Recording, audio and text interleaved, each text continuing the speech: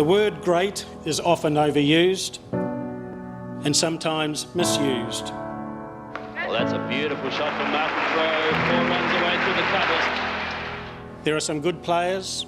Oh, beautiful shot. Hundreds packed the Holy Trinity Cathedral to remember a friend, a loved one and a sporting hero. They heard tales of one of the most gifted sportsmen the country's seen, but also of a warm and loving father, a thoughtful mentor and a mischievous prankster.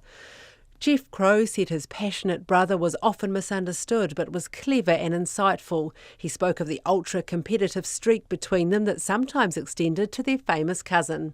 A beautiful mind indeed. And what a brilliant film, Russ.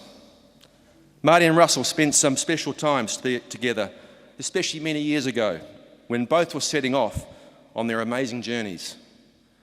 I do recall a wager they had as to who would be the most famous. Today only, Russ, Marty might be just in front. Martin Crowe's body lay in a bright orange casket, a favourite colour. He'd designed it himself, and it was adorned with daughter Emma's birth date, his wedding date, a silver fern, a butterfly and the sun.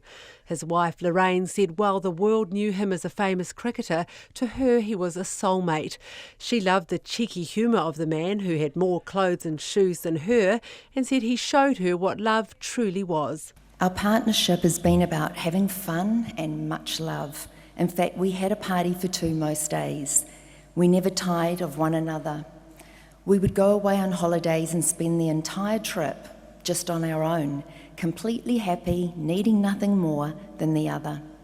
Yes, what we had was very precious, and I will be forever grateful. Ian Smith, Crowe's former teammate, touring roommate and later colleague at Sky Sports, talked about the passionate sporting hero. Children, he said, wanted to be him. Adults wanted to see him. I saw him a couple of times in the last few months as things were shutting down. I won't remember him that way. I will always see a man at the crease, a great man. White helmet, silver fern on badge, headband trailing out the back of it, long sleeve shirt, all uniform and gear in pristine condition. And then I'll see him playing the most perfect straight drive, back past the bowler, always along the ground, down to the boundary for 4. In cricket, it doesn't get more beautiful. Black Caps Martin Guptill and Ross Taylor are in India and sent a video tribute. Taylor described how he became dear friends with the man who mentored him after describing him as a dirty slogger at the crease. He said Crowe, who gave him the nickname Too Easy, was wickedly funny and could be brutally honest. In the words of Hogan himself, we should smile when stumps are drawn and be grateful for the day's cricket. Thank you, Hogan. Thank you for the journey. Thank you for the privilege. Love, Too Easy.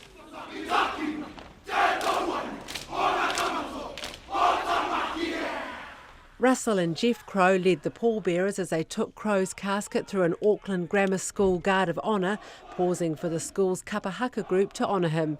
And in a final touch, mourners laid orange and yellow petals on the casket before it drove away again to the sound of the haka.